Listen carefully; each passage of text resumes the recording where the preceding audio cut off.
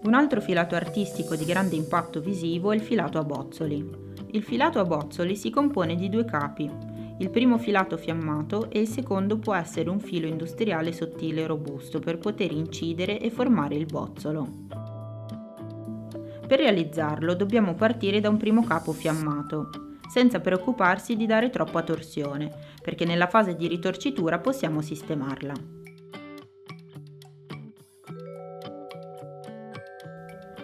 Noi per comodità l'abbiamo già preparato.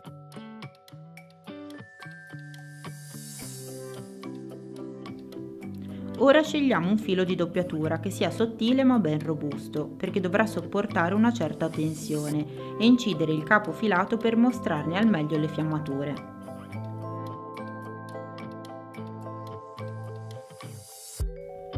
Iniziamo a ritorcere il filato con un angolo medio e costante, finché incontriamo la prima fiamma. Ora rallentiamo nella pedalata e ancoriamo la partenza di quello che sarà il bozzolo, facendo avvolgere il filo di doppiatura su se stesso, nello stesso punto. Poi variamo l'angolo dei due fili di 90 gradi. Pedalando lentamente facciamo arrotolare la fiamma attorno al filo, mantenendo quest'ultimo abbastanza teso. Arrivati in fondo alla fiamma, spingiamo dolcemente la fiamma verso la cima, lasciamo di nuovo avvolgere il filo di doppiatura su se stesso e poi riprendiamo a filare normalmente il tratto a spessore sottile e continuo, fino ad incontrare la fiamma successiva per formare il prossimo bozzolo.